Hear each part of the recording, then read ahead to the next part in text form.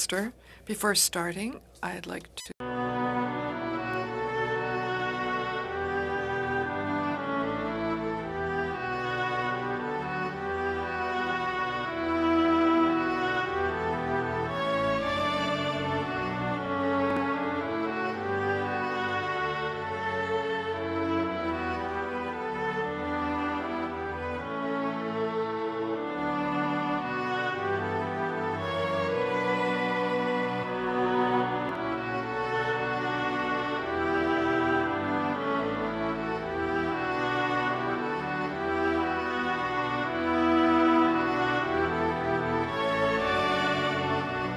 budget for the emissions reduction plan. So these three budgets, so I imagine everyone agrees. I don't think we need to debate this.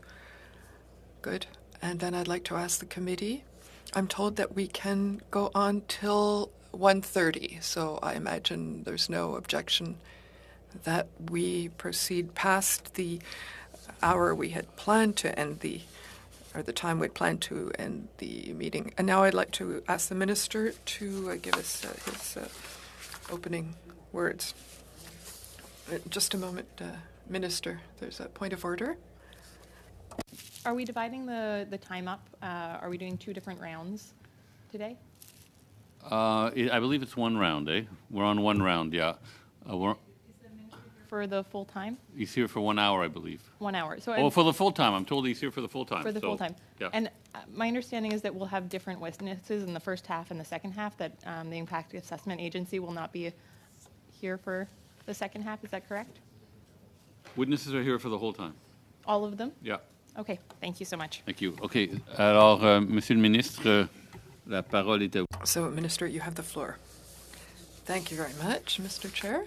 I'm very happy to be here with you today to discuss the 2022-23 main estimates for Environment and Climate Change Canada, for the Parks Canada Agency, and for the Impact Assessment Agency of Canada. Associate Deputy Minister of Environment and Climate Change Canada, Ron Holman, the President and CEO of the Parks Canada Agency, and Terence Hubbard, President of the Impact Agency of Canada, as well as other officials. I am joining you from Montreal on the traditional territory of the Mohawk and other Haudenosaunee people. The critical responsibilities under my portfolio are vital to ensuring our environment, economy, and people are healthy and thriving. Our success relies on direct and meaningful engagement with Indigenous peoples. These aren't just words. I feel very strongly about our relationship with Indigenous peoples. At the same time, strong leadership, broad and inclusive collaboration, evidence-based decisions, informed by traditional knowledge and transparency, are all core to delivering on the ambitious goals and priorities that we have set to help ensure a more resilient, equitable, and prosperous Canada. Monsieur le Président, commençons par Environnement et Changement climatique Canada. Mr. Chair, let's start with Environment and Climate Change Canada. Since we last met, the department focused mainly on working with Canadians to reduce greenhouse gas emissions and pollutants and adapt to the changing climate while protecting and conserving nature. Forward is the 2030 Emissions Reduction Plan, Clean Air, Strong Economy, that I introduced with the Prime Minister and Minister Wilkinson on March 29, 2022. The plan provides a credible roadmap to enable Canada to achieve 40 to 45% below 2005 levels by 2030 and reflects input from provinces, territories, Indigenous peoples, the Net Zero Advisory Body, stakeholders, as well as more than 28,000 interested Canadians. We've also continued working to ensure our waters are healthy and clean, to strengthen environmental protection, and to provide weather and environmental information that will help Canadians make informed decisions on health and safety. Monsieur le Président, tout ce travail... Mr. Chair, all of this important work is reflected in the Department's 2022-2023 main estimates, which present approximately $2 billion in total spending. This is a net increase of almost $270 million over the main estimate's total expenditures last fiscal year.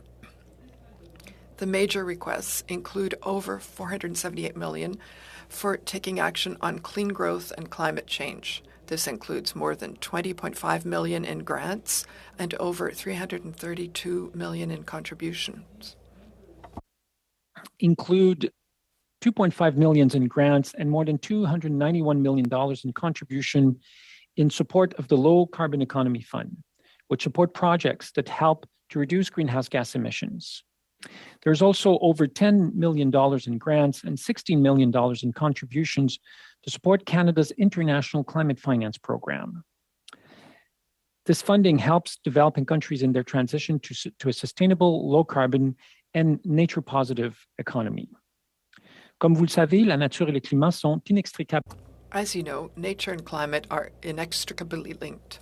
That's why we've set a target to conserve a quarter of lands, inland waters, and oceans in Canada by 2025 and 30% of each by 2030. And that's why these estimates also include more than $609 million to conserve nature, including almost $76 million in contributions and almost $289 million in contributions to support the Canada Nature Fund. There's also more than $379 million for preventing and managing pollution. This includes contribution of more than $27 million to support initiatives such as the Great Lakes Action Plan and engagement with Indigenous partners to establish the Canada Water Agency.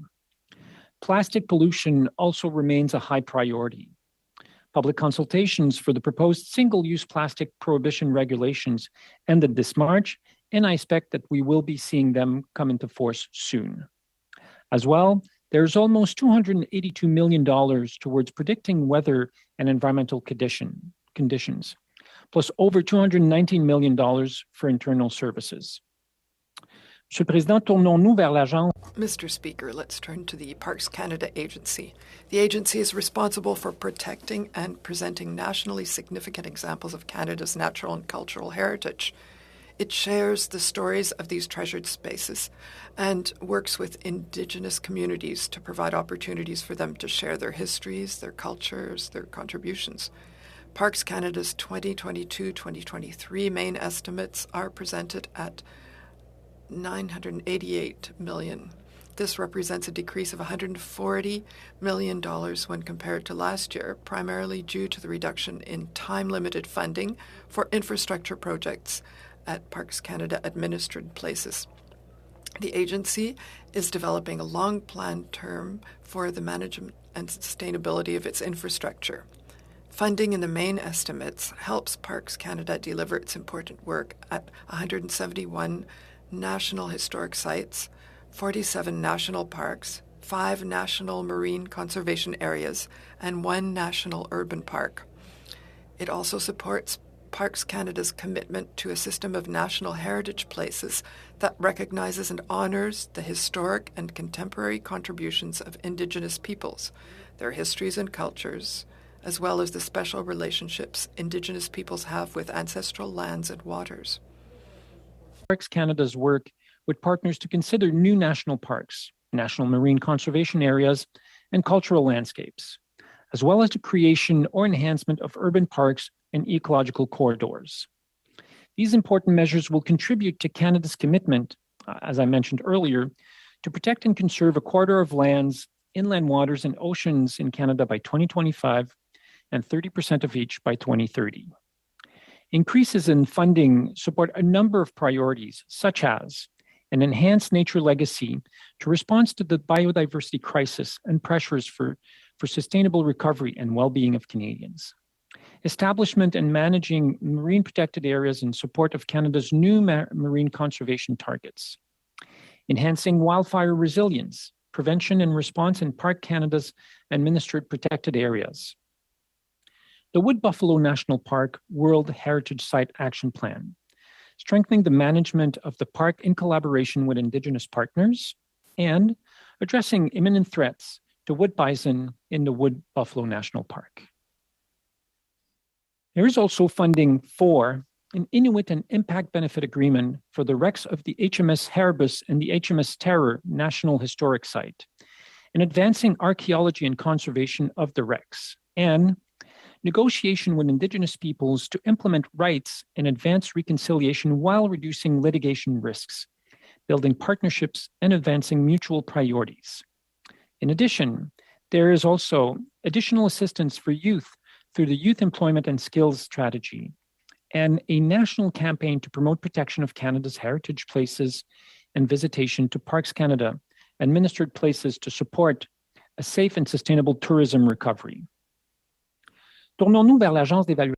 Let's turn to the Impact Assessment Agency of Canada. The Impact Assessment Agency of Canada is responsible for conducting impact assessments under the Impact Assessment Act, which came into force in August 2019. It also continues to complete project assessments under the former Canadian Environmental Assessment Act of 2012. Its 2022-23 main estimates total $80 million.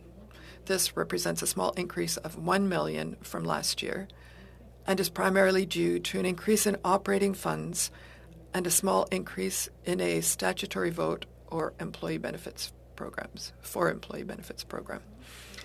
This funding supports the Impact Assessment Agency of Canada's continued delivery of high-quality assessments to support government decisions on major projects across the country. It will ensure that the agency can deliver what the Impact Assessment Act requires, being robust, timely, comprehensive assessments that look at the positive and negative environmental, economic, social, health, and gender effects of designated projects. It will also make sure that the assessments are based on science and Indigenous knowledge, protect our rich natural environment, respect the rights of Indigenous peoples, and support our natural resources sector. As well, it will support meaningful public and Indigenous consultations, including important participant and Indigenous capacity building funding programs. This year marks the last year of the 5-year $258.6 million budget that was originally allocated to the newly established agency. Budget 2022 commits to considering the new funding requirements for the agency and other relevant departments in the context of the fall 2022 economic and fiscal update. Mr. Chair, I will stop here. And I hope the summary provides members with an overview of the 2022-23 main estimates. I'm happy to take questions from committee members. Thank you, Minister. Before starting, I would like to ask all the witnesses who are with us in the virtual mode to turn on your camera so we can see you. And I'd also like to mention to the members that we'd like to set aside 15 minutes at the end. So at 1:15 we'll do that in order to approve the budgets. So we will be starting with Mr. Seebeck. You have 6 minutes. Chair. Minister, you talk about in your opening statement your credible roadmap to achieve 40 to 45% below 2005 levels by 2030. And you've talked both publicly and in the House of Commons with pride about the 8.9% greenhouse gas reductions from 2019 to 2020. Is that 8.9% reduction part of your roadmap to 2030 that occurred in 2020? Thank you for the question, MP Seebeck. I have not spoken at great lengths about the 2020 emissions reductions numbers that we've seen in the last inventory. I have spoken about the 2019 numbers simply because we know that 2020, because of the pandemic, is an anomaly. What I have pointed out is that in 2019, oil production alone went up a little more than 700,000 barrels that year, and yet emissions declined in 2019. So you recognize that the 8.9% reduction that your government talks about in 2020 came at an effect of a 5% contraction of GDP? 5.4% to be exact? I have asked several times the experts of the department, and I think we have some of them with us on the line who could give you a more specific answer as to whether or not we were able to make a determination in terms of the emission reduction in 2020. What was a result of the economic slowdown that was obviously a result of the pandemic, and what was a result of measures that we have been deploying in Canada over the last few years. what the experts tell me is that it is very difficult to make to discern what comes from the plan and what comes from what would be more pandemic related. If they do that, I'd be happy if they would table that with the committee. Because if the plan is that to get an 8.9% reduction in greenhouse gas emissions, that we get a 5.4% contraction in GDP, you'd agree with me that's not a great plan. I would invite you to look in the emissions reduction plan where we make no such linkages between emission reduction and economic development. Right. So if a plan is reducing GDP significantly by 5.4%, if that's the result of the measures you're taking in, you would agree that's not a great result for Canadians? Again, as I said, our plan is based on a number of different data sources, including projections in terms of economic growth, oil and gas increase, according to the Canadian Energy Regulator, between now and 2030. And despite that, our plan shows very credibly how we can get to reduce our emissions to between 40 and 45% by 2030. Minister, a big part of your reduction to achieve 45% is going to be based on EVs, more electricity in the Canadian electric grid. RBC estimates that we're going to have to double. They did a report to Net Zero. We're going to have to roughly double our electricity supply in order to meet our emission reductions targets. Do you agree with that assessment? When you say a big part of our plan, can you define big, maybe in percentage? With respect to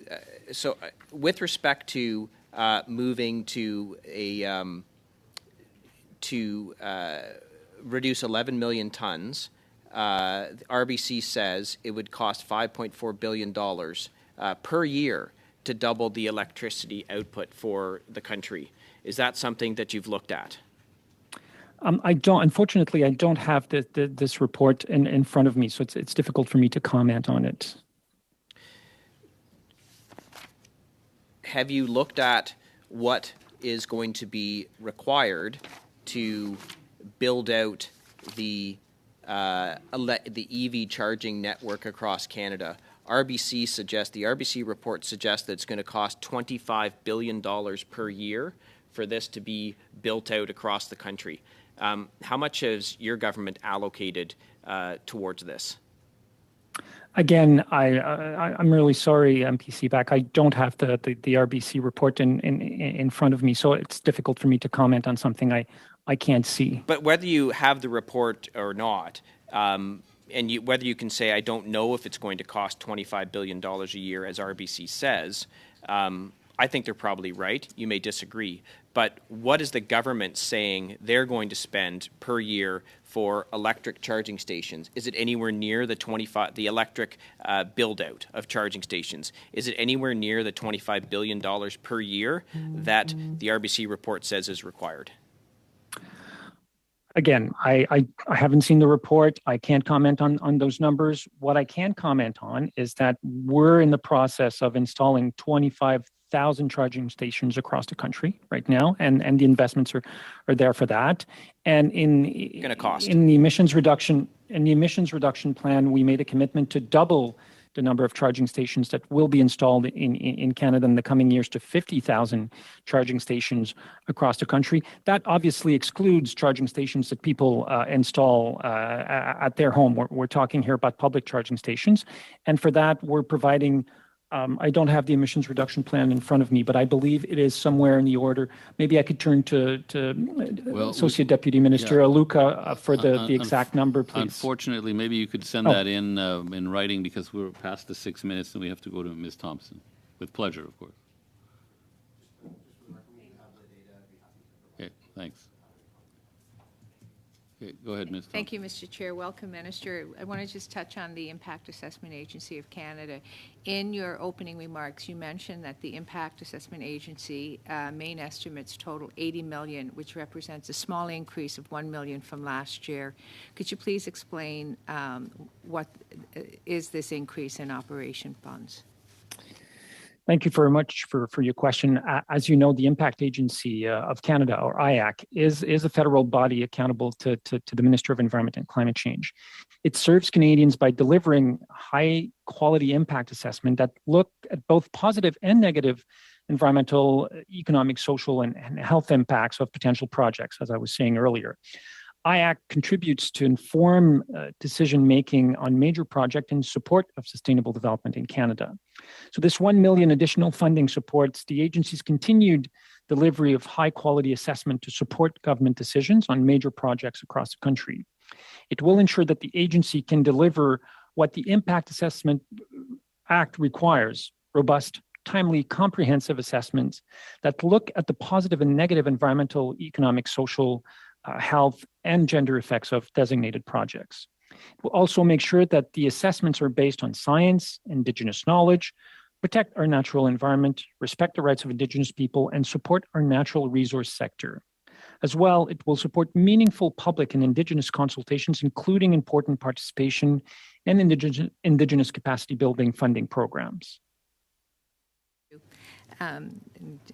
Sort of following along, but a slightly different topic. A few weeks ago, Minister, you announced a National Ecological Corridors program. Can you tell us what the benefits are of this program, and also is there any funding related to this? Yes, thank you. So the funding that was announced is a funding amount of $60 million over 5 years. And the reason is that simply experts agree that biodiversity is declining at an unprecedented rate. Habitat loss and fragmentation are important contributions to this decline. Additionally, the impacts of climate change, such as increased likelihood of extreme temperature and precipitation, and the changing frequency and intensity of wildfires, droughts, and floods, may force many species to move due to changing conditions. Ecological corridors help species adapt to these impacts by facilitating movement from one area of habitat to another and helping to maintain biodiversity. Corridors also support ecological processes and function ecosystem that provide resilience against the effects of climate change. Furthermore, ecological corridors offer numerous benefits, such as they support the vital ecosystem services, such as the provision of food, clean air, and water, contribute to sustainable livelihoods for local communities by supporting various compatible economic activities, such as agriculture and tourism, and provide opportunities for reconciliation with Indigenous people through land stewardship and connection. Thank you. So to switch once again to Parks Canada, I'm aware that Parks Canada has made significant investments in assets over the last 5 years. How will Parks Canada maintain its asset portfolio for Canadians with the decrease in capital funding? Parks Canada applies available funding to priority projects to maintain asset condition, protect cultural and natural heritage, deliver high-quality visitor service and experiences, and address health and safety concerns. As a result of the agency's capital program, the percentage of assets in good, fair conditions has improved from 50% to 69% over the last 5 years. Parks Canada is working on a long-term investment strategy to ensure that assets needed to meet its objective are sustained into the future. Parks Canada for another question. Throughout the COVID-19 pandemic, Canadians have turned to the safety and well-being offered through the outdoors of recreation and vacation time. How many visitors has Parks Canada in 2020 and 2021? And what is Parks Canada predicting? So how many visitors went through, and how is Parks Canada predicting for 2022? Thank you for your question, MP Thompson. Maybe for that, I could turn to Ron Allman, President and CEO of Parks Canada, to provide those data. Mr. Hallman. Thank you, Chair. Total annual visitation for 21-22 operating year meaning April to March, is projected to come in at between 21.1 and 21.5 million, which would be an improvement over last year, although still lower than historical. We have been very proud, though, that when we had to suspend visitor services in March of 2020, we were able to reopen the majority of our parks and sites June 1st and provide wide outdoor spaces for Canadians to come to during the pandemic, and we have received great feedback. Visitors continue to poll in the mid-90s in terms of satisfaction and enjoyment at our places, even where some of the services may be reduced. So we're looking forward to a good year coming up. Hard to predict what it'll be with international travel, but the domestic has been strong. Thank you. We're pretty much done, unfortunately, thank but you there'll so be much. another Thank you. opportunity in a bit. Monsieur Simard, la parole est à vous. Mr. Simard, you have the floor. Thank you, Mr. Chair. You know, Mr. Guilbeault, that I have a great deal of admiration for the work that you've done in the field of the environment. And this morning I was following the debate at the Climate Summit, and you made a statement that intrigued me. You said, I'm an activist and an ecological activist, and today I represent the Canadian population. I can't win all my battles. You are disappointed by the Baie du Nord decision, I know that. And I was intrigued because I'm in a similar situation as yours. I'm a sovereigntist, and I'm fighting for that cause for 25 years now, and I'm persuaded that the cause of Quebec independence, your father, it goes along with the people that I represent, is in their minds. And I think it seems that you think that the environmental issues can go against the interest of Canadians. Is that what you were saying? No, not at all. Thank you for that question, Mr. Simard. The decision, I've said it publicly several times, the Baie du Nord decision was a decision that was difficult for my government and for me, both on a professional and personal level. In a pluralist society such as ours, be it in Quebec or in Canada, you know that people don't agree on everything. And that's true about all kinds of topics, and it certainly is on the environmental issues. I know that in the ecological milieu, many people were disappointed by the Baie du Nord decision, and it was simply acknowledging that fact that I was stating in my speech this morning. I don't want to interrupt you, but if I read between the lines, I understand that you were also disappointed by that decision. So you talked about the emissions reduction plan. So the majority of environmental groups that I speak with often tell me that in Canada there's no exit plan from fossil fuels, and yet your emissions reduction plan could not be considered as a plan for leaving, quitting fossil fuels. And so when this plan was presented, they said, we want to offer the world low-carbon oil and gas. And when I hear that, it's a contradiction. It's like wanting to... well, it's this will something that can never happen, low-carbon oil.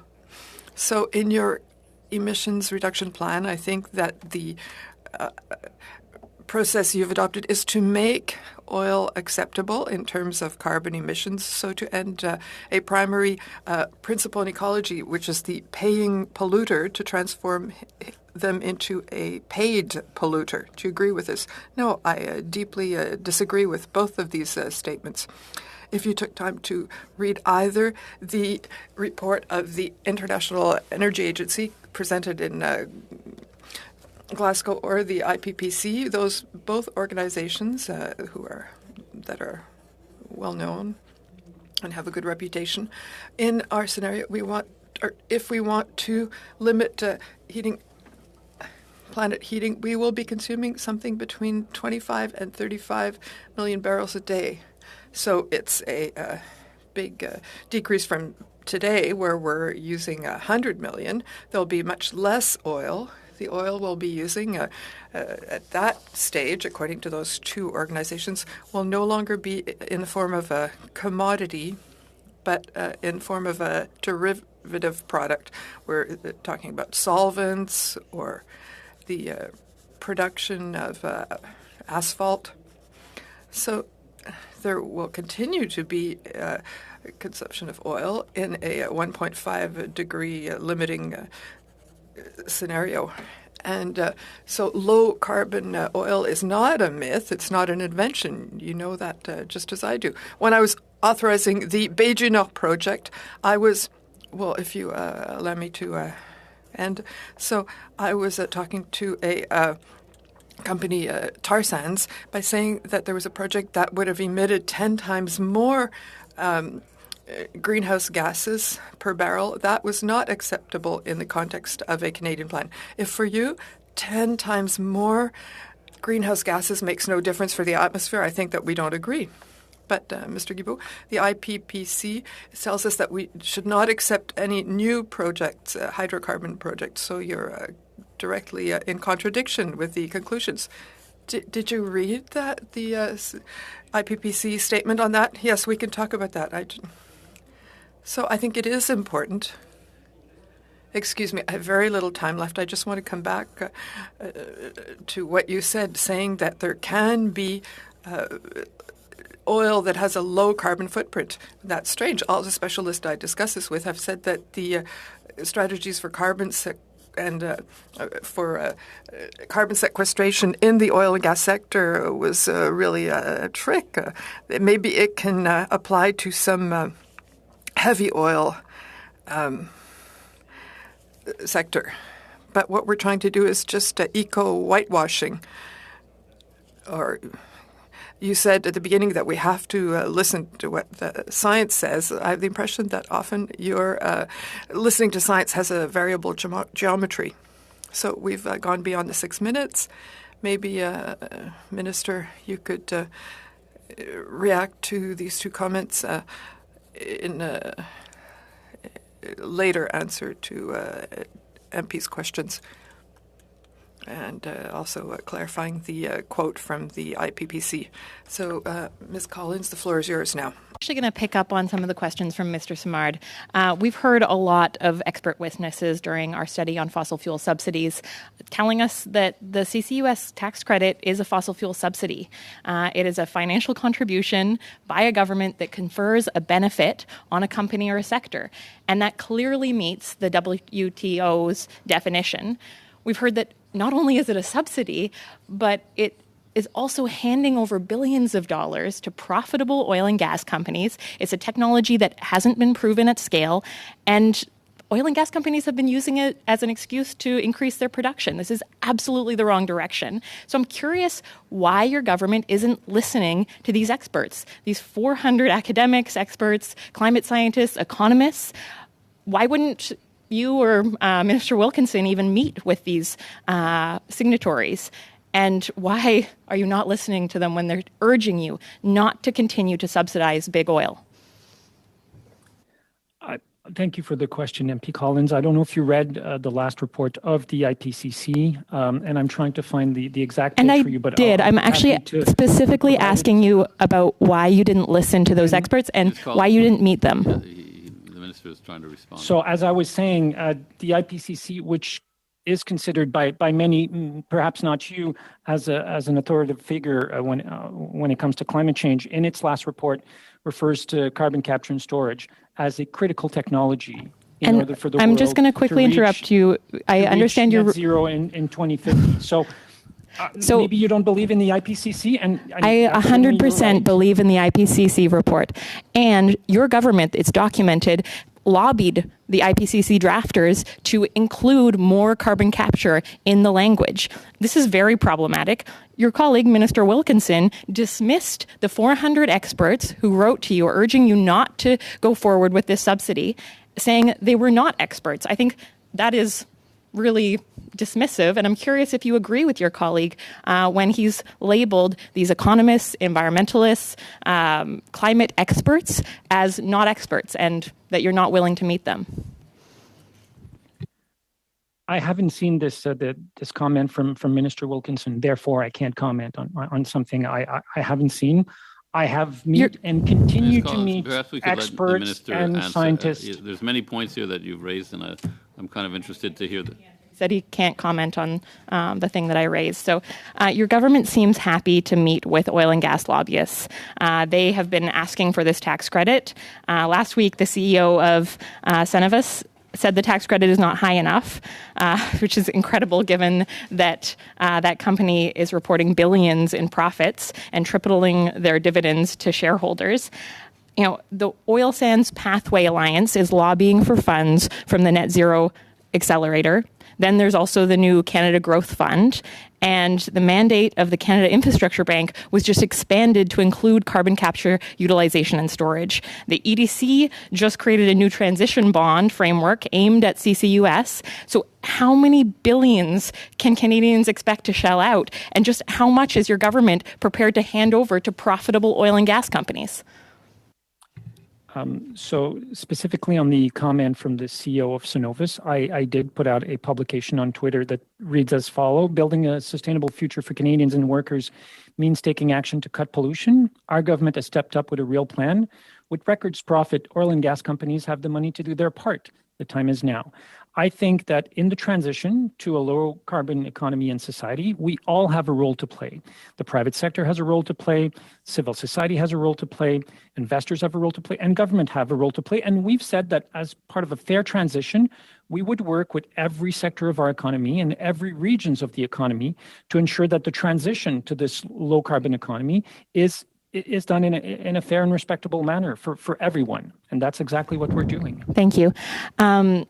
You know, when we're talking about profitable oil and gas companies, it would make sense for them to be paying for this. But last week we had EDC, Export Development Canada, join us for our committee study on fossil fuel subsidies. EDC claims that its financial support to the oil and gas industry is not a subsidy, that despite providing over $5 billion to the Canadian oil and gas sector last year, EDC's president and CEO claimed she's unaware of any well-established international definitions of a subsidy. That is a bit shocking to me. We've heard from numerous witnesses, including some at that very same meeting, that the World Trade Organization and the United Nations Environment Program have long defined a subsidy as a financial contribution by a government or any public body that confers a benefit to a company or sector. Now, Canada gives out more public financing than any other G20 country. Does it concern you that the head of Canada's Export Development Credit Agency doesn't understand what a fossil fuel subsidy is and isn't familiar with internationally agreed upon definitions? You might have seen that as part of the tax credit for carbon capture and storage that the finance minister has unveiled in the budget, we are making a very significant difference between providing support for the oil and gas sector, as we are providing for every other sector of the economy to decarbonize, and to provide incentive to enable the oil and gas sector to increase their production. We've been asked and resisted and have refused to include, for example, the use of carbon capture and storage under the tax credit for enhanced oil recovery, because it would directly... I hear that. Does it concern you that Export Development Canada... Ms. Collins, I'm going to give the minister a little extra time. I guess he's just not answering my question. Well, I'm hoping that you'll... You spoke specifically about an incentive for carbon capture and storage. I'm exactly answering your My question. question is about the CEO and president of EDC. Unfortunately, we're out of time on this round, so we'll go to Mr. Dreeshen for 5 minutes, please. Well, thank you very much, Mr. Chair, and to the Minister, thank you for being here today to discuss your departmental spending priorities and the program effectiveness. Listening to the last two speakers, I don't share many of the positions that they take. but I will talk about how this government has made a commitment to provide $5.3 billion in international climate financing by 2026, which the plan is to help other nations transition to sustainable, low-carbon, climate-resistant, nature-positive, inclusive development, a number of terms that we read. Your department has asked for $26 million in grants and contributions this year. My question is, are these programs still priorities for the recipient countries, or are they looking for real energy solutions, such as our clean LNG or responsibly produced hydrocarbons, which means a yearning for the true Canadian leadership we have? And has anyone asked them what it is that they need? Thank you for the question. I have ongoing conversations with counterparts from different countries. In fact, I will be visiting some of them in the coming weeks. And let me assure you, or perhaps reassure you, that climate change remains a very high priority for developing countries, as it does really for the rest of the world. And finding solutions to decarbonize their economy, either through technology or nature-based solutions, remains a very high priority for the recipient countries. Thank you very much. And I'll probably expand into it in my next comments, because I understand what's being advocated for by the dark green environmentalist world. But in the real world, particularly in those countries where energy security is so important and so urgent, people are clamoring for clean natural gas. They are rethinking their previous nuclear objections. They are recognizing their electrical grid limitations, and they're hoping that countries like us, with a reputation of using our wealth, our expertise, and our innovation, will be there to help them through these tumultuous times. So for the more than 2 billion people in this world that use dung for their energy, to those countries that are forced to rely on conflict oil, can you tell them that Canada will use every bit of its energy know-how to bring all of our resources to their shores?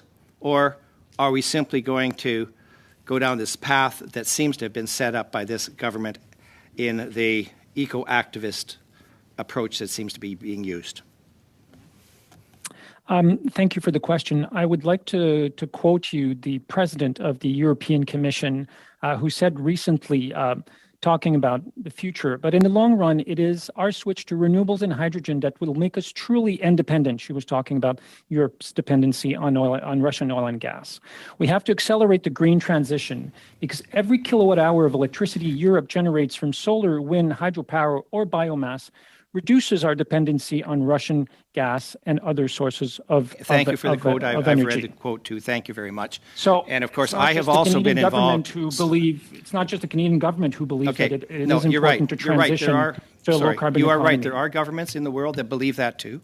However, as someone who's been involved with the OSCE, I have talked to all of these countries in the world that are looking at the issues that are taking place right now. They are not as single-minded and single-focused as we seem to be. And I just want to mention this, as all energy sources leave an environmental footprint. Even as I stated, about the 25% of the world's citizens that actually use dung for energy. You don't flood massive tracts of land for electricity and for eternity for hydropower without consequences. You don't build massive windmills without using hydrocarbons. You don't build solar panels without dealing with toxic substances. And you don't mine or drill oil wells without disturbances. Plus, you need energy to build out each of these infrastructures. So I believe when we discuss any energy sources development, its transportation and use, or its recycling, and or its disposal, or its effect on living things that surround it, we have to analyze the entire up and downstream effects, from the first shovel digging it up to the last shovel covering it up. Only then can we talk about the consequences of these technologies, of EVs, of hydrogen, of hybrid ICEs, or full battery production, repurposing, or recycling. Only then will Canadians be able to make educated decisions about the energy options that are faced by this nation. And if we take the political science out of this equation and focus specifically on the true metrics of these choices, then we will have accomplished something. Will your government ensure in future that all types of energy sources be subject to the same rigorous assessment as this government has demanded with Canada's oil and hydrocarbon industry? Unfortunately, Minister, you're going to have to weave that answer into in response to another member. Mr. Duguid. Well, thank you, Mr. Chair, and I want to thank the Minister for being with us today. And Minister, you referenced in your opening remarks $2.5 million in grants and more than $291 million in contributions in support of the Low Carbon Economy Fund. I'm aware in Manitoba that this has been very beneficial in funding green trucking initiatives and partnerships with the province. I wonder if you could just amplify for us on how an expanded low carbon economy fund will help us get to our 2030 targets. And just in response to some of the earlier questions, I wonder if you and Minister Wilkinson wrote an article recently on using every tool in the toolbox, whether that's supporting our auto sector or CCUS. Maybe offer a comment, I think, in response to some of the questions that you've received. Thank you very much, Mr. Duguid. You are right. The Low Carbon Economy Fund, or LCEF, supports projects that help to reduce Canada's greenhouse gas emissions, generate clean growth, build resilient communities, and create good jobs for Canadians. These projects are critical as Canada continues to build a sustainable net zero emissions economy towards 2050. The fund is an important part of the Pan-Canadian Framework on Clean Growth and Climate Change, as well as Canada's Strength in Climate Change, a healthy environment and a healthy economy. The LCEF has two envelopes. The first one is the Low Carbon Economy Leadership Fund, which provides money to provinces and territories that have adopted the framework so they can identify emission reduction projects to receive funding. The second one is the Low Carbon Economy Challenge, which provides money to a wide range of recipients, including provinces, territories, businesses, municipalities, Indigenous communities, and organizations.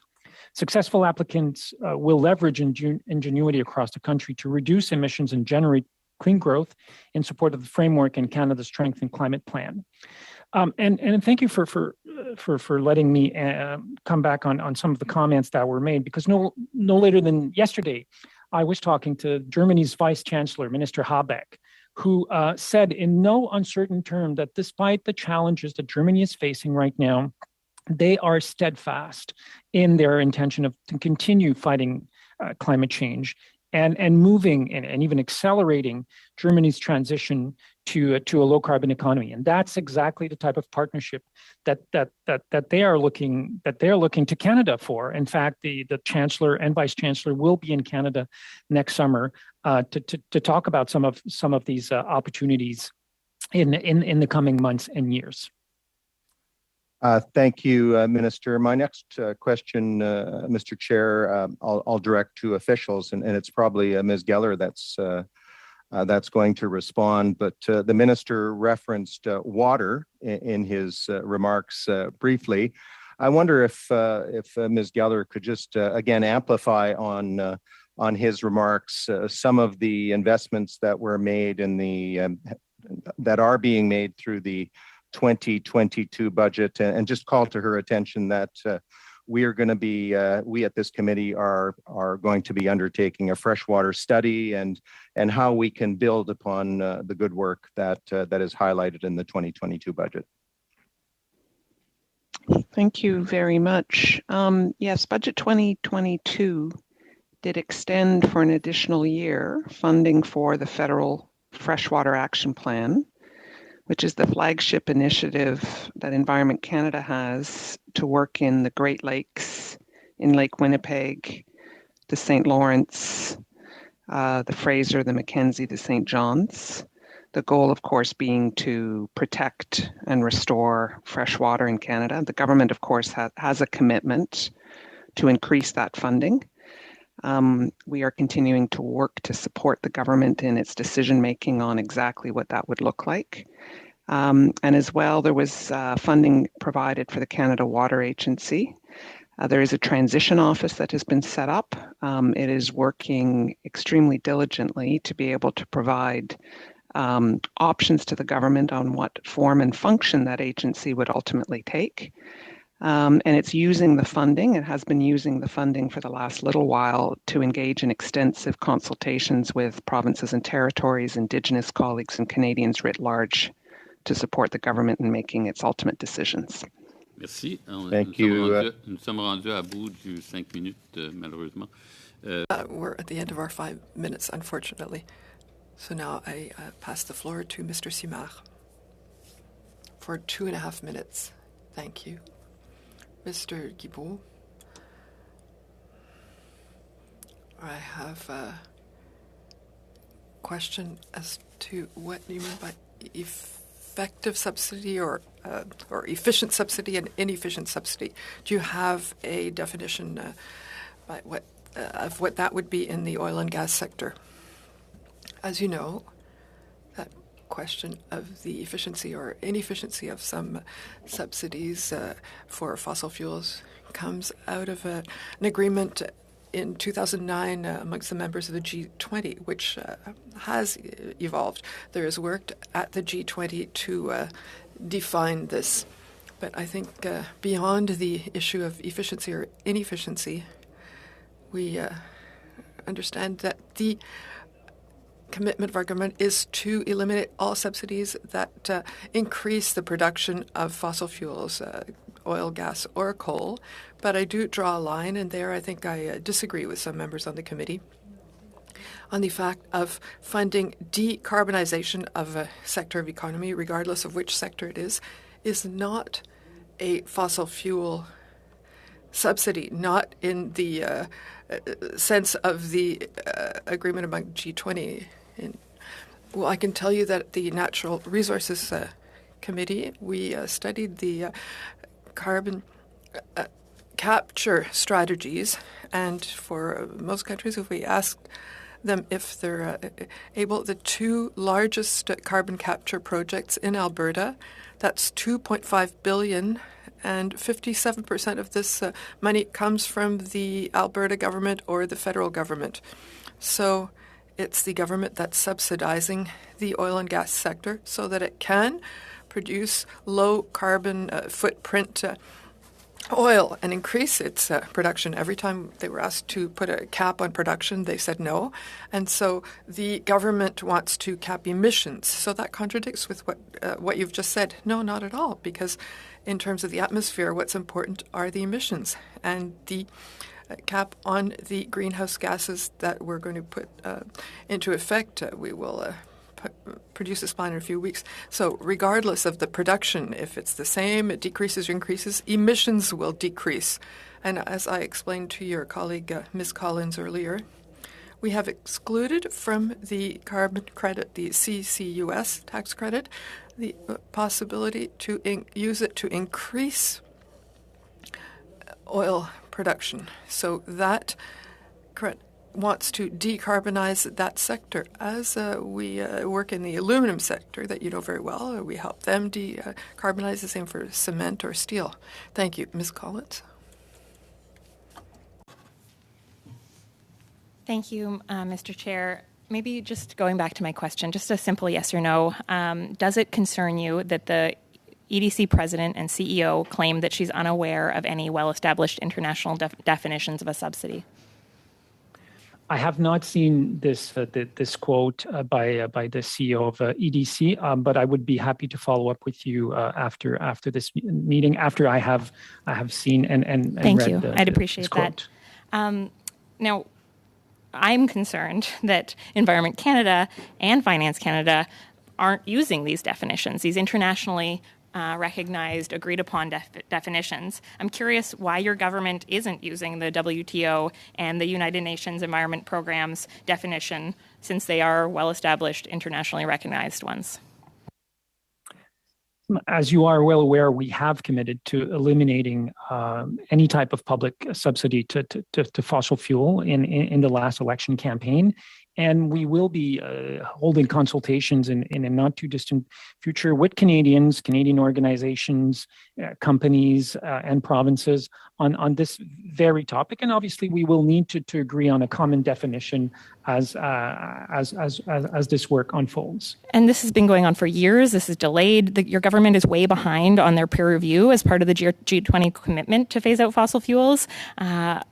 Today, 112 environmental organizations, including Environmental Defense, Climate Action Network, Equiterre, sent a letter to Cabinet outlining their concerns that these commitments aren't enough. They're not in line with our international climate goals and what's needed to keep us on track and keep the world on track to keep temperatures below 1.5. Will you at least make a binding commitment to not introduce more subsidies and put that commitment into law? I would be curious to know if you know of any other G20 countries that have made a commitment to eliminate all of their public fossil fuel subsidies 2 years earlier than the 2025 agreed upon G20 target. I guess as far as I know, Canada's the only one. If you make that commitment now, but it's not in law, and you just introduced billions of new funding to fossil fuel subsidies, it's hard to believe that we're going to meet those commitments when we continue to fail again and again and again. We haven't failed on fossil fuel subsidies. The deadline is 2025 for G20 countries, and we've decided that we would do this 2 years earlier. Are failing partners. We have been increasing fossil fuel subsidies year after year. They've been reduced by $3 billion since 2018, and you know that. Colleagues. Interesting discussion. I like when it gets lively like that. It makes for a more stimulating meeting. But we'll go now to Mr. Mazier for 5 minutes. Thank you, Chair. Thank you, Minister, for coming out today. Minister, last week the Environment Commissioner said that the carbon tax disproportionately impacts rural, remote, and northern Canadians. A month earlier, the Parliamentary Budget Officer reported that most households in the prairies will see a net loss from the carbon tax. Minister, the carbon tax is clearly hurting Canadians. So can you promise Canadians today that your government will not raise the carbon tax above $170,000 a tonne after 2030? And I want a yes or no answer, Minister.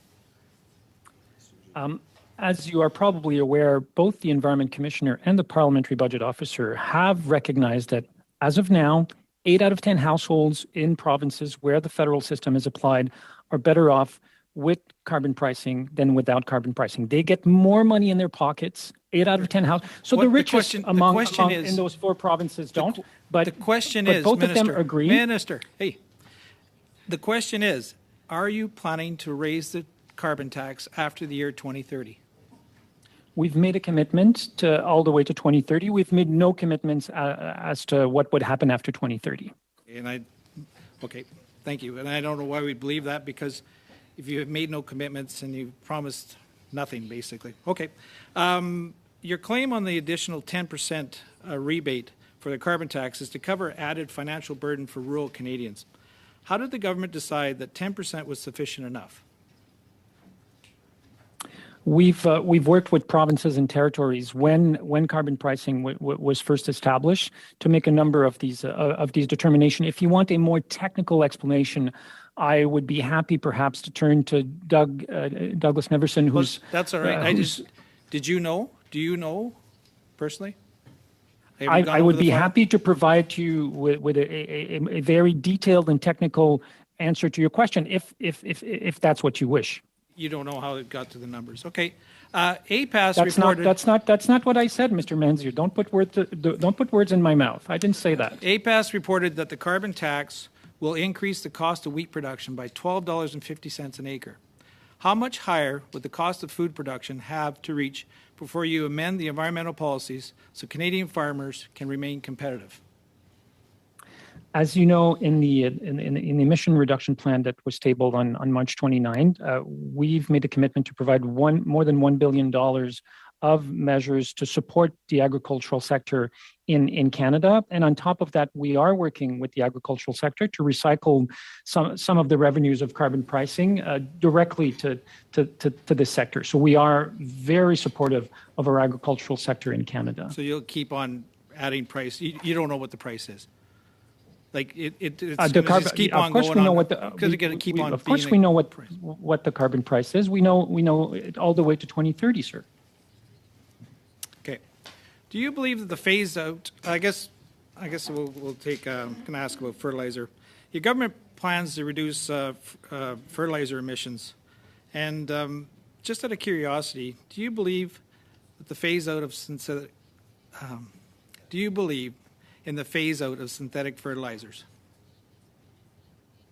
I believe there are a number of technologies and agricultural practices that can help us reduce the emissions of the agricultural sector in Canada. And in fact, a number of farms across the country are already adopting some of these technologies and agricultural practices. So no answer.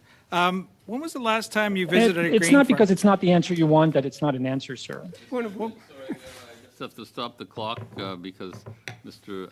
Longfield has a I'm listening to questions that are being posed and answers being given, and then people are contradicting answers that they don't like the answer because they don't believe it lines up with their own personal opinions. So I think we need to let the minister answer his questions, Mr. Chair.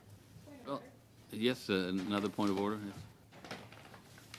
Thank you, Mr. Chair. And while I don't agree necessarily with my colleague or his line of questioning, I do think that the minister can answer and doesn't need other members of the committee defending him. Yes, he can certainly answer for himself, but I think we need to. I mean, I understand. I understand the process. I've been here long enough to know that it's a time to ask. Questions, pointed questions to ministers, but I think we should let the minister answer more fully. But anyway, we'll keep going, see how it works out. I got a minute left, right? Even a little more than that, a minute and 7 seconds. Hey, look at that. Okay, Minister, when was the last time you visited a grain or cattle farm in Western Canada as an Environment Minister? I've been Environment Minister for about 5 months, and I haven't had a chance to visit a farm yet in Eastern or Central or Western Canada. Okay. And then your carbon tax applies to thousands of municipalities, schools, and hospitals across Canada. Can you tell me how taxing these institutions is reducing greenhouse gas emissions? I would be happy to organize a workshop for you and any of your colleagues on why pretty much every expert that around the world that have looked at different mechanisms to reduce emissions have come to the conclusion that putting a price on pollution is one of the most effective way of reducing emissions. Basically, you're sending a price signal to consumers and to the market. I mean, that's one of the most basic economic systems we know of. Well, taxing we're a out hospital? of time, unfortunately, so we'll have to go to Mr. Weiler.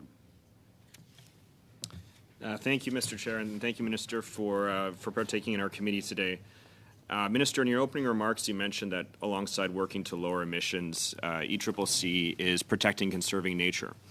And more than 609 million of these estimates is devoted towards conserving nature, and over 289 million in contributions are going to the Canada Nature Fund. I know the Nature Fund has supported important projects like the Rhine River Conservation Area in my riding as well. So whether it's old-growth forests in British Columbia or the boreal forest in Ontario, Canadian forests provide important ecosystem services, and they're globally significant for acting as carbon sinks. So I was hoping you could tell this committee more about our current efforts to conserve more of these important places. Thank you very, very much, Mr. Weiler. And you are correct. Our government has made historic commitments and investment in nature conservation. In Budget 2021, we included $2.3 billion to deliver on our commitment to protect 25% of our lands and oceans by 2025, building on the historic investment of $1.3 billion in Budget 2018. Since 2015, approximately 290,000 square kilometers of land has been conserved, an area more than half the size of Manitoba. Some examples of newly protected areas since 2018 include the Tai-Dene National Park Reserve, which is an area designated as a whole with Indigenous protection and conservation. The transfer of over 800 square kilometer of native prairie grassland to Environment Canada from the province of Saskatchewan to be managed as a conservation area. The Government of Canada is also pursuing public-private partnerships to help meet, protect, and conserve areas objectives. Launched in 2019 with a $100 million investment from the Government of Canada, The Natural Conservation Heritage Program, a 4-year program administered by the Nature Conservancy of Canada, with contributions from partners like Ducks Unlimited Canada and the country's land trusts, support the securement of private lands with high biodiversity value for conservation. So the government is committed to protecting 25% of our lands by 2025, as well as our oceans, and 30% by 2030.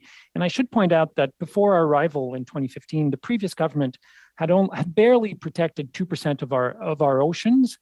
Since 2015, we've brought that up to more than 14%. So we've made significant progress to achieve our 2025 commitments, but we're well aware that there's a lot more work that needs to be done. Thank you. And I'd like to follow up on that last point. 25% of lands and waters by 2025 is, a very ambitious goal for the second largest country in the world. But unfortunately, looking at the departmental plans, it says that our target is only protecting 17 to 20% of our lands and inland waters by 2025. So I was hoping you could explain to this committee, is Canada on track to meet our goals by 2025? And if not, what is it going to take for us to be able to reach those targets? I mean, as I said in my conclusion to your first question, we've made significant progress, but we realize that there's a lot more work that needs to be done. I am confident, and I think the department is confident that we can't reach those goals. We are working with a number of partners that I've mentioned. I could add Nature Canada, the Canada Parks and Wilderness Society, as well as many other partners who also feel confident that it is a lot of heavy lifting, but with the money provided in Budget 2018, Budget 2021, as well as the doubling of the funds for nature-based solution in the emissions reduction plan, we're confident that we can get there. Thank you. I'm going to cede my time to MP May for... How much time would I have, Mr. Chair? Okay, quickly then to the Minister. The timing was rather awkward that the emissions reduction plan came out March 29th. And I put to you that it's required to be completely overhauled to meet the demands of the April 4th report of the IPCC. I know you've asked other MPs for citations. Page 22, Summary for Policymakers, paragraph C1, we have to peak emissions no later than 2025 and have them drop in half by 2030. Are you prepared to scrap the TMX pipeline and Bay du Nord to have any hope of meeting the IPCC advice? Thank you for your question. As you know, and as you can see from the national inventories, our emissions have already peaked and are declining. The IPCC in its latest report says that we should reduce emissions by 43% by 2030. Our goal is to reduce them by 40 to 45. We've presented a plan that clearly shows how we get to at least minus 40, and we're on track to meeting our we want to present, there will be an update to the emissions reduction plan next year in 2023, which I hope will clearly show how we get to minus 45%, therefore being exactly where the IPCC is asking countries to be in terms of their emissions reduction.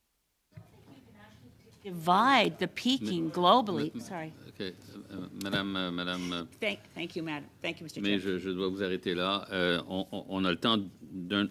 So we have time for one other round of questions. And we'll start with Mr. Mazier for 5 minutes. For the ECCC, has your department conducted any analysis on how much carbon tax will increase the cost of food? For detailed answer, I could certainly turn to the Associate Deputy Minister, Mr. Paul Holuka, who could provide you with some information to your question. So we have John Moffat on the phone, so I'm going to give him the opportunity to respond. But I would say that around the carbon pricing, we are very carefully looking at what the impacts are on different sectors of the economy. Part of the objective of providing certainty to 2030. Sorry, I should have waved at you. I'm in the room. So part of the objective of giving clarity out to 2030 was to make sure there was certainty in the market, so that investments that were needed to happen in different sectors, including the agricultural sector, could happen. We are very much in regular contact with the sector. and so we meet with them on a regular basis, along with colleagues from the Department of Agriculture, and so they are an important stakeholder in terms of the ongoing analysis on carbon pricing. So on that, so the question was, how much the carbon tax will increase the cost of food from now until 2030? And I guess you haven't done this then, well, basically. So it's very hard just to a yes isolate. or no. Like, I mean, have you looked at it? Like, it doesn't come to top of mind, so probably not, right? So right now I would say it's very, given supply chains, given what's happening internationally, I think you would, if we had done a study 2 years ago, and we can certainly check to see if we have done that, you would need to revise it in light of, new Can you economic please check? factors. That'd be great if Absolutely. we could get that Absolutely. in front of the committee. Minister, how many electric vehicle charging stations does the government plan to build specifically in rural, remote northern communities by 2035? I don't have the breakdown across the country in front of me. As I said earlier, our goal is to double what we had initially committed to. So going from 25,000 to 50,000. We could certainly provide you with a regional breakdown of where the stations will be. Yeah, if you could, that regional breakdown is very important, especially for the rural remotes. So that'd be great. Now, as you know, our incentive does provide for people who want to use plug-in hybrids. So you have a battery that gives you 40, 50, sometimes a little bit more autonomy on electricity, and then your internal combustion engine kicks in for those people that have specific needs that can't be met solely with 100% electric vehicles. At what cost? So we talked about this the last time. Affordability is a huge issue with those vehicles. And then for the minister again, 2019, the Liberals promised to plant 2 billion trees. How many trees have been planted to date, and how much did this cost the Canadian taxpayer? As you know, the commitment was to plant 2 billion trees by 2030, not in 2019. I don't have the details of the program in front of me, but we can certainly follow up with you specifically on that. As you know, this program is administered by the Ministry of Natural Resources, not Environment and Climate Change Canada. Okay. Well, if that could be tabled, that'd be great.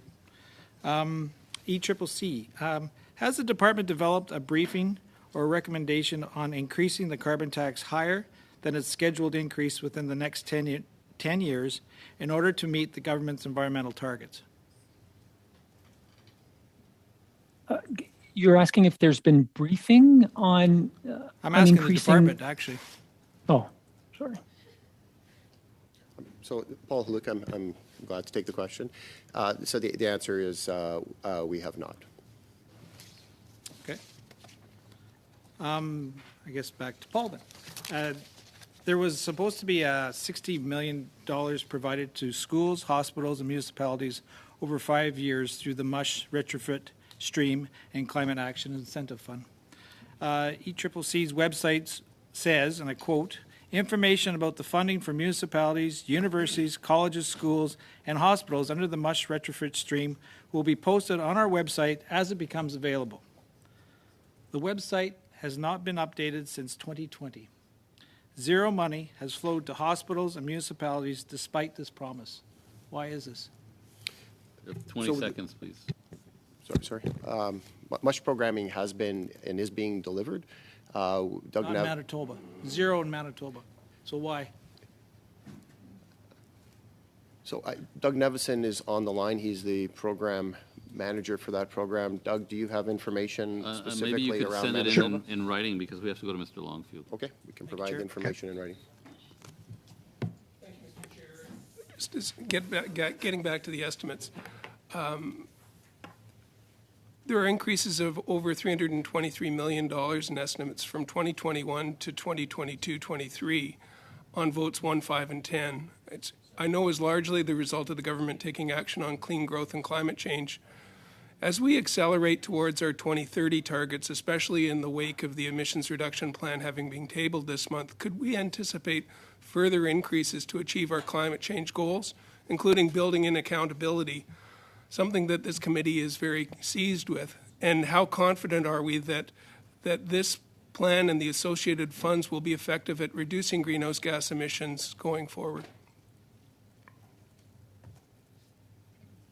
That was for the minister. Maybe or a department, sure. Okay. Because I know the minister, you're kind of tight on time. I do have to leave in a few minutes, yes. If you could take that, or department, my time is clicking by. Repeat one more time. I apologize. Oh, darn, it's a long question. We're accelerating our funding, and it's showing in the estimates. And is that the result of us accelerating our targets? Are we looking at further accelerations going forward? So yes, the funding will accelerate. I mean, many of the programs are and were new. There was obviously some impacts on program delivery as a result of the COVID crisis. So many of those have been worked through, and those affect kind of transfers between years. So, but the programs are delivering in line with our expectations, and they will increase. Okay, and I know funding comes from our budgets, and that's the political realm. You do with what you get from our decisions.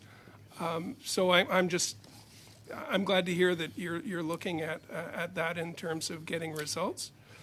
Also, in 2018, I visited the High Arctic, and we have the Pearl Research Station up there that's co-located with Environment Canada, looking at predicting weather patterns. And a lot of our weather forecasts, the 5-day forecasts, come through Environment Canada's prediction services, and some of those are in the High Arctic, where Canada plays a global role. In fact, having access to the High Arctic, we're one of the only countries that can do this type of work. Could you comment on how, I know these estimates are showing some funding coming from FedNor, there's other funding coming from Natural Resources. Could you comment on supporting Environment and Climate Change Canada in the High Arctic? I would just absolutely agree with your statement around the importance of Arctic research. It is absolutely critical, and our High Arctic Research Centre plays a really important role, both on the science, on planetary science, on climate change, and then obviously for Canada as well. So the expenditures that you're talking about is specifically $16.3 million over 3 years starting in 2021. And this money will be for infrastructure essentially, and to recapitalize the facilities in the north. And this will allow for the continuity of critical and important data. And I would note in particular, obviously, a lot of the research that's happening on climate, in addition to the atmosphere in general and water as well. And so it's critical for much of our programming. So the observatory supports many of our domestic priorities and as well as international obligations. And I just give a number of those: a chemical management plan, Northern Contaminants Program, SEPA, Arctic Council, Arctic Monitoring, Atmospheric Program. So there's a number of programs that the money supports directly. Great, thank you. And in the minute I have left, I want to follow up on MP Thompson's line of questions around the ecological corridors. The University of Guelph is receiving $100,000 over 2 years to look at monarch butterflies, rusty patched bumblebees, gypsy cuckoo bumblebees, yellow-banded bumblebees.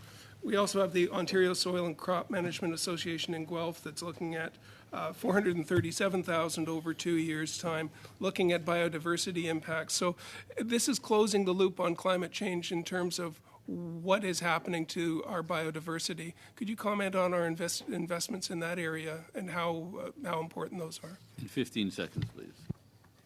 Maybe I can take a stab at that, Paul. I mean, we now know that not only do we have a climate crisis, but we have a biodiversity loss crisis as well. And we can't solve one without solving the other. And this is becoming an international consensus. I'm not saying everyone is there, but I think we are getting there. Hence, the massive and historic investment that Canada is making in conserving, protecting our biodiversity. Merci. Alors, Monsieur Simard, vous avez 2 minutes. Oui. Mr. Simard, you have 2 minutes. Yes, thank you. So, Mr. Guilbeault, earlier we were talking about fossil fuel subsidies, and it's too bad because the government has never defined what they mean by subsidy. But there is a report by Oil Change International that says that it's about 1 to 14, so $1 billion for green energy invested by the federal government compared to $14 billion for the oil and gas sector. So if I'm saying this, it's that I often have the impression with your programs, when I think about a low carbon emissions economy, I always think that 1 to 14 ratio produces itself. I've never seen in your programs any criteria saying that we try and favor sectors that are more competitive in terms of carbon capture and storage. And so I'm thinking about the forestry sector. You know as well as I do that forests are a carbon sink, and we can these days from forestry waste make products that replace petrochemicals. And the people working in that bioeconomy are saying that your government is not present there. So you're present there where we have to reduce the carbon footprint of the oil and gas sector, but you're absent when it's the time to support a sector of activity that's a natural carbon sink. Do you not see that as a contradiction? First of all, I have with me a study from April 29th, 2022 by Energy Policy Tracker, an independent NGO, international NGO, says that Canada invests more in renewable energies than clean energy than in fossil fuels. So we said we still invest in fossil fuels. We've committed to eliminating those subsidies. So we're on the right path. We have to do more. I agree with it. In terms of your questions on the forestry sector, as you know, that sector is the responsibility of the Department of Natural Resources and not ECCC. I'd be happy to communicate their question to you. Mr. Chair, I'm really sorry. I am expected and I have to leave now. Thank you for your presence, Minister. So, Mr. Oui, Madam Collins. Just, I had asked at the very beginning if the minister would be here for the whole time, and you had answered yes. And we're just at the very end. I'm the only member left to ask a question. It would take 2.5 minutes. Two others after you. There's two others after you. But yes, the idea was he'd be here till 1. That meant the 2 hours, but we started late. Well, Mr. Chair, I had some really important questions about the clean fuel standard. The officials will remain. Great, thank you. Yeah, thank you. Merci, Monsieur le Ministre. Thank you, Minister. Thank you, Mr. Chair. Good day to everyone. Thank you. Mr. Simard, you had about 10 seconds left. It's good. I'll make them a gift to you. It's appreciated. Ms. Collins? Chair, so to the department officials, the much delayed clean fuel standard, it's a critical part of the emissions reduction plan. And as it stands, it's shaping up to be yet another fossil fuel subsidy. Under the draft regulations, fossil fuel companies can meet compliance in part by selling products like asphalt, sulfur, plastic bags that have nothing to do with transportation and which artificially improve the economics of crude oil. Even worse, this undermines the economics of actual clean energy and clean fuels, such as electricity, advanced biofuels, green hydrogen. These subsidies have real impacts, and in this case, it's displacing the clean fuels that are so critical to a safe climate. Will the department be removing the standard provisions that clearly subsidize the fossil fuel production, but also displace real clean fuels? Merci pour la question. I'll start, and then John Moffat is on, who can take a bit of it. I just would note that I think we would disagree with the characterization of the clean fuel standard as a fossil fuel subsidy, recognizing that that is a term that does require some agility to define.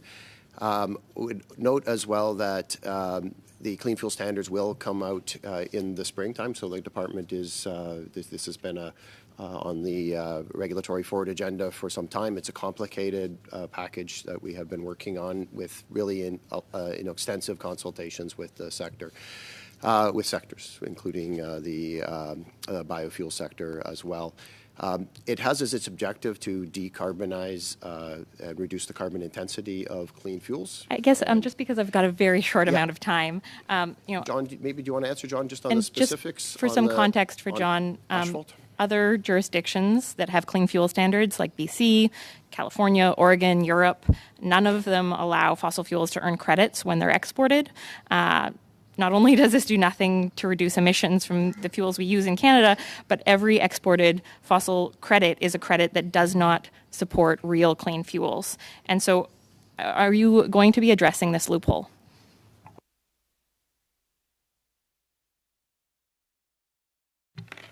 Who's answering? I'm not. We've got very limited time, but please take a stab at it for 15 seconds or so. Yeah, there's a large echo. Is that any better? I'm not sure I would characterize that issue as a loophole. As our associate deputy explained, the goal of the clean fuel regulation is to reduce the life cycle intensity of fuel. If we reduce the carbon intensity of the production of fuel in Canada, regardless of where that fuel is used, then we have reduced the life cycle intensity of that fuel, and that's what we will be crediting. And I guess it's 3 megatons of reduction is largely because of double dipping. Experts have said that the clean fuel standard should be reducing emissions about tenfold that amount. Because of these loopholes, because of this kind of double dipping, when these actions are happening anyway, the standard is not having the impact that it could. We're way over time, and it's very technical. Thank you, Mr. We'll have to go to Mr. Dreeshen, who'll be splitting with Mr. Seebeck. I'll let the both of you work out the proportions. Well, thank you, Mr. Chair. And of course, it does make me a little bit nervous when I hear non-scientific terms coming from the minister, such as tar sands, which of course it is not. But perhaps that was just something that was lost in translation. I really think, too, he had talked about how he hadn't made it out to a farm to take a look at what agriculture is about. And of course, there's quite a bit of concern there, but also to the oil sands, because I think everyone has to realize, it doesn't matter which one of us as MPs, is there happens to be a chunk in our riding that we'd like to see an open pit mine in order to get the rare earth minerals that are required. If so, then you better go up to Fort McMurray to see what a reclamation program looks like, because that's where world-class expertise really lies. And that's where my question comes in. I really want to know if this government has a real vision for the future where mining and processing of rare earth minerals takes our world-class reclamation expertise, our human rights records, and deals with that. Or when the time comes, is that too going to be politically demonized, as we hear when everyone says, oh, you can't do this in my backyard? Who's that for? Paul, go ahead. So the critical mineral strategy is led out of the Department of Natural Resources, but Environment Canada participates and has an important role, in particular, given and the minister's portfolio, especially given the fact that the Impact Assessment Agency forms part of it. So, a critical part of the social license, which I think was a key part of your question, requires it is fed through the environmental assessment process. They make the determination. There's extensive consultations, both on the scientific side, with, as you know, with community members, with First Nations, to essentially establish whether and under what conditions projects can go forward. So I think that's a critical part of this. And that's great. And I do have to split my time, but I hope that all MPs from all parties are just as open when we have to do that type of engagement around the country. Mr. Seebeck? So I'm really concerned about costs and cost to Canadians with the emission reductions plan. So I know the minister said he hadn't read the RBC report, but they outlined some of the costs of this. And a big part of this is the zero-emission vehicle mandate by 2035, 100%, right? So in order to do that, you're going to have to build out a charging network.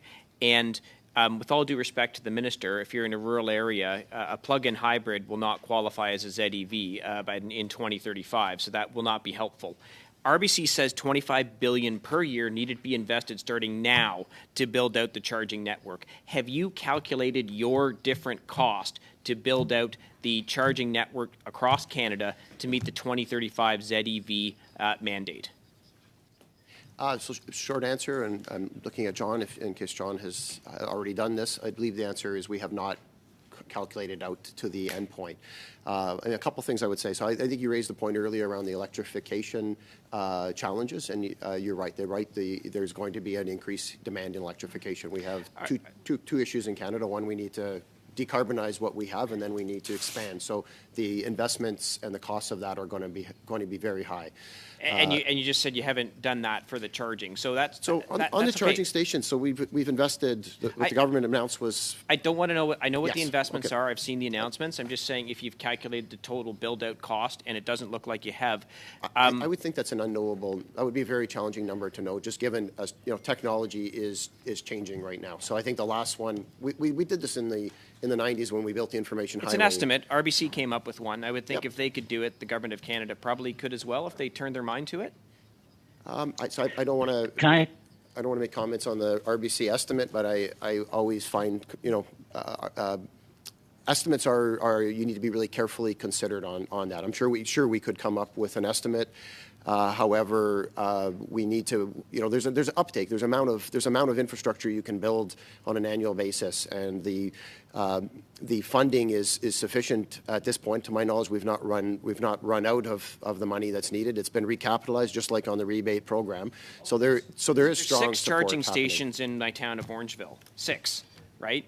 If it's a 100% ZEV mandate and 6 charging stations in Orangeville for 37,000 people, it's not going to work. Like, these are costs that I think the government should be looking at and telling Canadians, because Canadians have to factor in whether or not they're going to be able to afford this. So that's where my question is. Have you looked at the cost of things like this? For example, in Ontario, electricity is subsidized to the tune of $7.5 billion a year. The government of Ontario. If you're doubling the generation of electricity for ZEVs, what's that going to cost the government of Ontario? Has the government of Canada looked at these types of costs, sector by sector, because you put out a plan saying how you're going to do it? Have you then gone and look at what the cost and who's going to pay it is?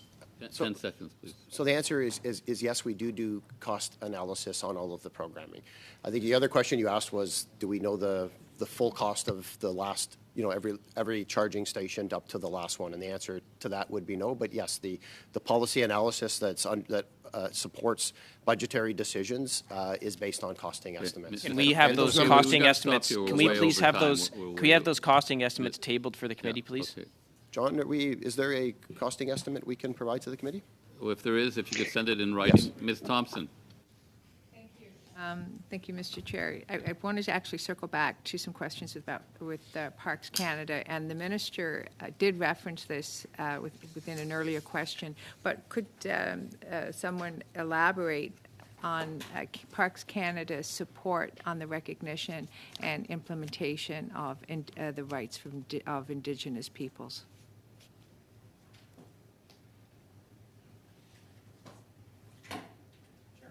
Thank you.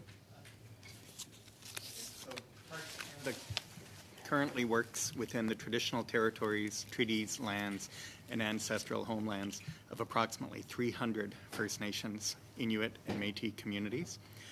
We work with Indigenous partners to advance stewardship and conservation for both nature and cultural heritage in a way that reflects Indigenous rights, priorities, and aspirations, and advances as well Government of Canada commitments to reconciliation. We're currently engaged in 37 recognition of Indigenous rights and self-determination processes, working towards reaching negotiated agreements to support rights implementation.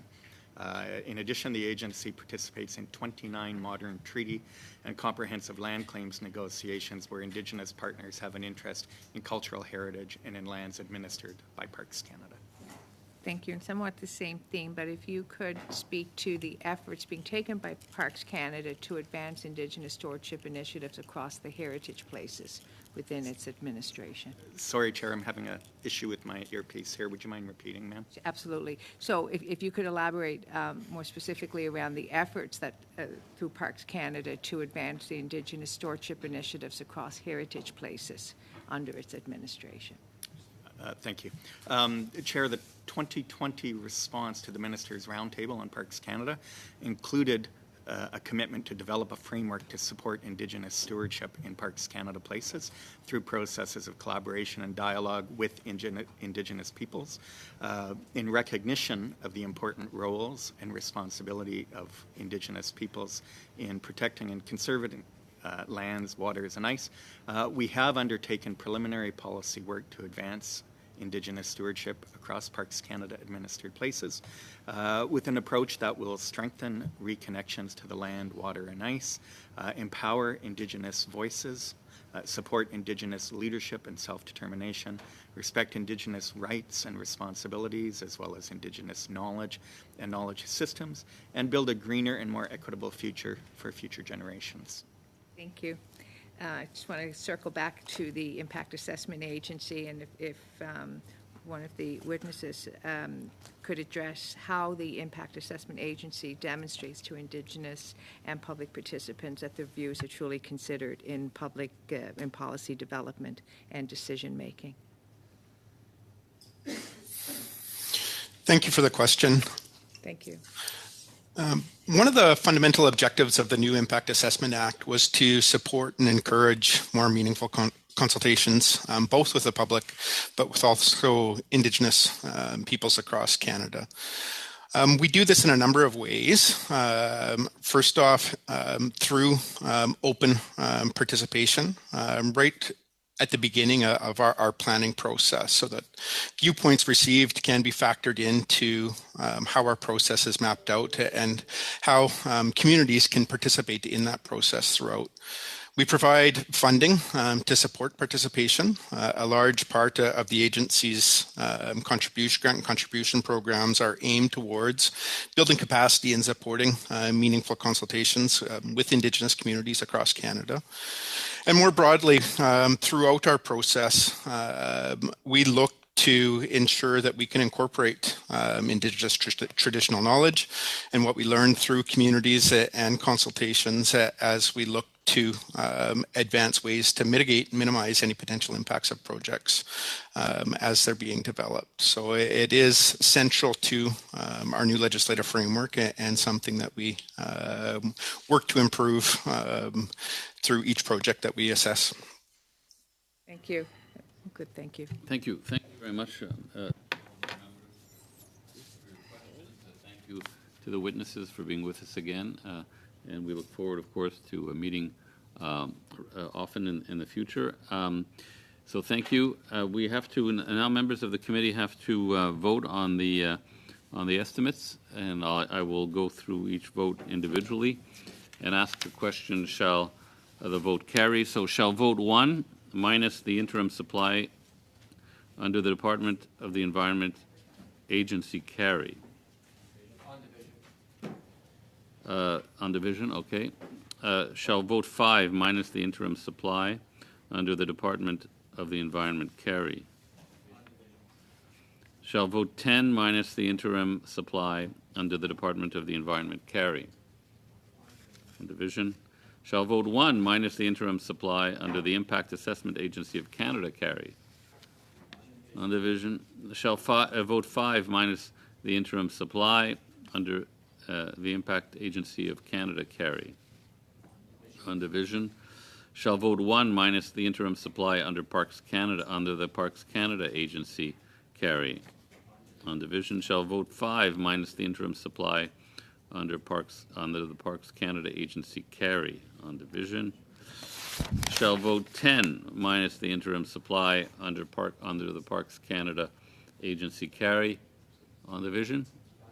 On division. So are we good, Mr. Clerk? We're good. Thank you to the members for an interesting discussion, and we'll see you on Thursday for the last, I believe it's the last meeting of our study on fossil fuels. We'll have representatives from the Department of Environment and the Department of Finance. Meeting adjourned.